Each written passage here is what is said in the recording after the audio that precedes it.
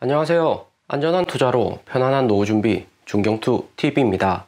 네, 11월 15일 월요일입니다. 비트코인 64,300달러, 이더리움 4,550달러 마이너스고, 도지, 시바이누, 라이트코인 제외하고는 알트코인도 모두 마이너스입니다. 이더리움 재단에서 100억 원어치 운영자금 확보하기 위해서 다량의 이더리움 매각을 하면서 이더리움 하락폭이 이번에 좀 컸고요. 4월 이더리움 전고점에서도 이더리움 재단 매각을 한번 했기 때문에 4월처럼 전고점 피크에서 다시 5월처럼 쭉 하락하는 거 아닌가, 이더리움 투자자들 걱정으로 인해서 일부 단기 투자자들의 매물이 시장에서 늘어났습니다. 이더리움뿐만 아니라 비트코인 역시 6개월 이상 투자한 장기 홀더들이 이제는 고점이 아닌가 하면서 매물을 내놓고 있는 상황이고요. 11월 14일 기존의 일정에 맞게 비트코인 템루트 소프트 포크가 정상적으로 진행이 되었습니다. 하지만 여느 코인들과 마찬가지로 소프트 포크 이후에 크게 상승하지는 못했고요. 오히려 가격이 하락을 하면서 주춤한 모습입니다. 그나마 비트코인 대장 코인이기 때문에 이 정도로 주춤한 것이지, 일반적으로 알트코인들은 업데이트 이후 가격 하락세가 매우 강하다 볼 수가 있고요. 템루트 소프트 포크 무엇보다 선반영 되었을 가능성이 높다는 이야기도 있었는데, 가장 중요한 것은 미국 시간 11월 15일 연준 테이퍼링, 기존의 80빌리언에서 70빌리언 매입량을 축소하는 첫날이기 때문에 시장에 파도 크게 나올 수 있다는 걱정으로 인한 코인 고래들 미리미리 다가올 폭풍을 대비해서 비중을 축소하고 있는 것이고요. 연말까지 비트코인 가격 꾸준히 상승할 것이라는 전망은 변함은 없지만, 중요한 것은 이번처럼 짧게 눌려주고 상승할 것인지 아니면 추가로 하락이 크게 나와서 반등을 할 것인지가 관건이 될 듯합니다. 그렇기 때문에 개인 포트폴리오에서 코인을 보유하시더라도 비트코인, 이더리움이 현재 40% 이상 높게 비중을 크게 가져가셔야 된다 이야기를 드리고요. 이렇게 큰 변동성이 높은 장에서 알트코인들 최근에 급등한다고 플러스 20%, 30% 큰 의미가 없습니다. 또 알트코인 단기에 크게 상승한 코인 보유한 홀더들, 특히 솔라나나 에이다 같이 단기에 조금 하락했다고 매도하지 않을 것을 고래들은 다 알기 때문에, 알트코인 비중이 현재 너무 높다면 비트코인, 이더리움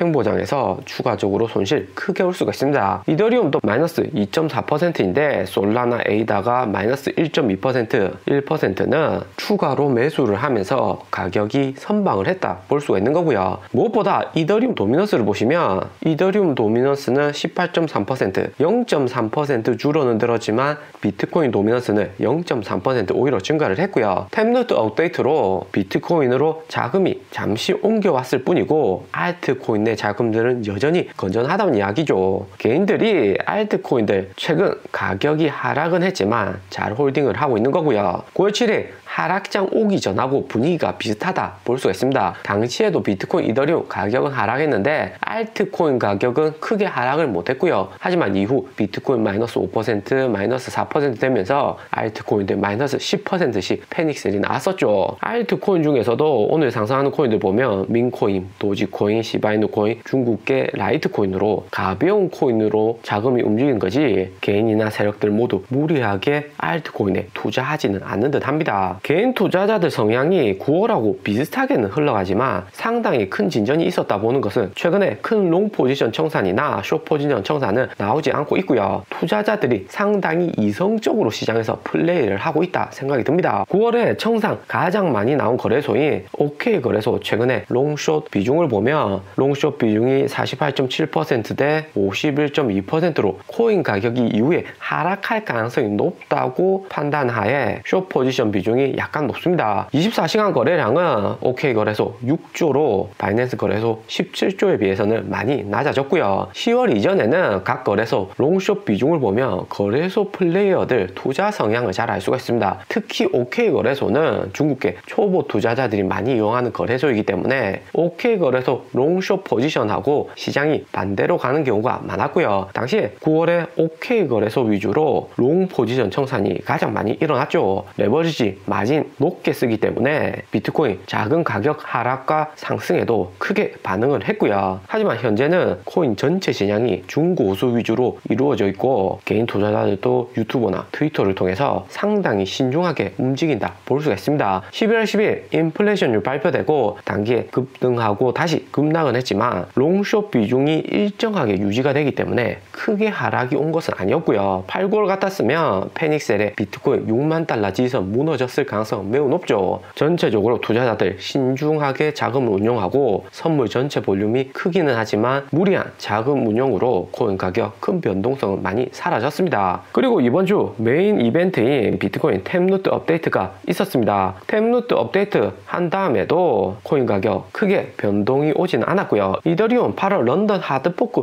있을 때와 마찬가지로 8월 5일 큰 이벤트 있을 거라는 것을 다들 알고 있었기 때문에 2달 전부터 크게 상승하고 업데이트 전후로는 이더리움 가격 주춤하면서 조금 올랐다 내려가고 9월에 크게 상승하면서 개미 꼬시기와 추가적인 개미 털기 나왔었고요. 비트코인도 마찬가지로 개미 털기 나올 수 있기 때문에 코인 플레이어들 모두 다 조심을 하는 거고요. 9월 7일 폭락 전에 막대 그래프 비트코인 차트를 보면 상당히 투자자들 조심했다는 것을 알 수가 있습니다. 횡보장 지속되고 알트코인으로 자금이 많이 옮겨갔었죠. 그리고 최근에 고래들 움직임이 심상치 않습니다. 2017년 이후 현재 가장 큰 움직임을 보여준다 볼 수가 있고요. 1년 이상 코인 투자한 고래들이 평균 거래 금액이 평소에 비해서 5배 이상이나 상승을 했고 시장의 이목을 피하기 위해서 거래소 내에서 코인 거래를 하는 것이 아니라 거래소 밖 OTC 마켓에서 거래를 하고 있고요. 거래량이 5배 이상 거래소 외부에서 증가를 했습니다.